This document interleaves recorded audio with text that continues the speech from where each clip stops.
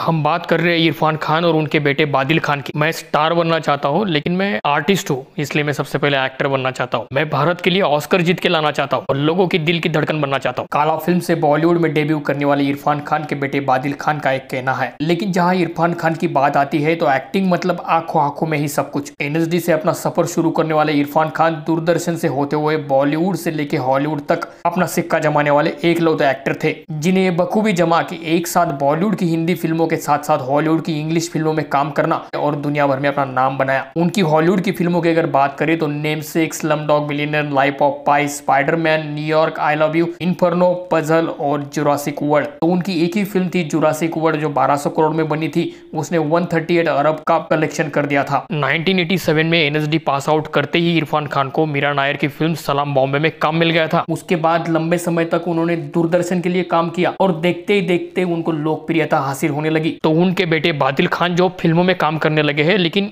कमाल की बात यह है कि इरफान खान ने बादिल खान को एक्टिंग के बारे में कोई भी टिप्स नहीं दी थी। यहाँ तक कि इरफान इतनी अच्छी एक्टिंग कैसे कर लेते थे ये उन्होंने अपनी बीवी को तक नहीं बताया था। लेकिन उन्होंने एक अच्छे पिता की तरह अपने बच्चों को जिंदगी में किन चुनौतियों का सामना करना पड़ सकता है और उनको कैसे सामना करे ये अच्छे से सिखाया। जहाँ बादिल को भी यही लगता है कि अभिनय और जिंदगी एक दूसरे से अलग नहीं है, एक्टिंग को अगर जिंदगी से अलग कर दे तो हम नेचुरल एक्टिंग नहीं कर सकते। बादिल खान की काला ओटीटी पर रिलीज की गई थी, लोगों ने इसकी बखूबी तारीफ की है। इरफान की तरह बादिल भी एक अच्छे एक्टर तो है ही, लेकिन साफ सुथरे दिल के एक बहुत अच्छे इंसान भी है। बादिल का अपने पिता इरफान खान के साथ बेहद खास रिश्ता था। उन्होंने कहा कि वो सबसे पहले मेरे दोस्त थे, फिर मेरे बाबा थे। कभी मुझे ऐसा महसूस नहीं हुआ कि वो मेरे बाबा होने की वजह से मुझे जज कर रहे हैं। उन्होंने कभी भी किसी बात को लेकर मुझ पर दबाव नहीं डाला। हमारे बीच अच्छी दोस्ती थी, हम खूब बातें करते थे और कई बार तो हम आंखों आंखों में इतनी बातें कर लेते थे और किसी को पता तक नहीं चलता था। उनका सेंस ऑफ ह्यूमर गजब का था, वो हमेशा फ्रेश और पॉजिटिव रहते थे। फिल्म इंडस्ट्री में हमेशा से एक चीज देखने को मिली है, एक स्टार के बेटे होने की वजह से उनके ऊपर एक स्टार किड वाला दबाव रहता है। इस बारे में बादिल का ये मानना है कि मेरे बाबा कोई स्टार नहीं थे, वो एक कलाकार थे। दरअसल उन्हें सिर्फ एक कलाकार के रूप में देखना भी मुश्किल है, क्योंकि वो अपने जीवन से भी बड़े व्यक्ति थे। एक कलाकार के रूप में एक्टिंग ही उनकी एकमात्र विरासत नहीं थी, अपना जीवन कैसे जीना है यह भी उनकी एक विरासत थी। मैंने काफी कुछ सीखा है मेरे बाबा से। आज मैं सिर्फ 24 साल का हूँ और मैं भी अपनी जिंदगी जीना चाहता हूँ, अपने दोस्तों के साथ जीवन का आनंद लेना चाहता हूँ। मैं भी अपनी उम्र के दोस्तों की तरह, लड़कों की तरह रोमांस करना चाहता हूँ, लेकिन ये सब नहीं कर पाता हूँ। रोज सुबह उठकर ध्यान लगाना, अकेले बैठकर एक जगह पर कंसंट्रेशन करना मेरी उम्र में मुश्किल है। मैं अब दबाव से नहीं डरता हूँ, बल्कि उससे प्रेरित होता हूँ, क्योंकि डर कर मुझे क्या मिलेगा, मैं काम नहीं कर सकता। बाबा के जाने के बाद मैंने सिर्फ मेरे पिता को नहीं, मेरे बचपन को भी खो दिया। जब वो थे तो ऐसा नहीं था, लेकिन जब उनके जाने के बाद मैं जैसे खुद को बचाने लगा, तब मुझे ये क्लियर हो गया कि मैं खुद को खो रहा हूँ, क्योंकि मेरे सबसे अच्छे दोस्त, मेरी जान, मेरे बाबा का निधन हो गया था। इस सच्चाई को स्वीकार नहीं कर पा रहा था मैं, और इस पूरी प्रक्रिया ने मुझे परिपक्व बना दिया था, क्योंकि मैं दर्द में अपना जीवन जी रहा था। दर्द को स्वीकार करना और दर्द को रोमांटिक बनाना दूसरी बात है। मैं दर्द से भागा नहीं, दर्द को अपने जीवन का हिस्सा बनाना और आगे बढ़ना महत्वपूर्ण होता है। मेरी बाबा की तरह मेरी माँ भी शेरनी है, मुझे माँ का भी ख्याल रखना है। मेरे बाबा ने माँ से वादा किया था कि वो उनके साथ दुनिया भर की सैर करेंगे, लेकिन वो हमेशा काम करते रहे। फिर उन्हें कैंसर हो गया और उनका निधन हो गया। अब ये मेरी जिम्मेदारी है कि ढेर सारा पैसा कमाऊं और उनके साथ दुनिया घूमूं। जहां इरफान खान का बॉलीवुड का सफर खत्म हुआ, वही बादिल का शुरू हुआ।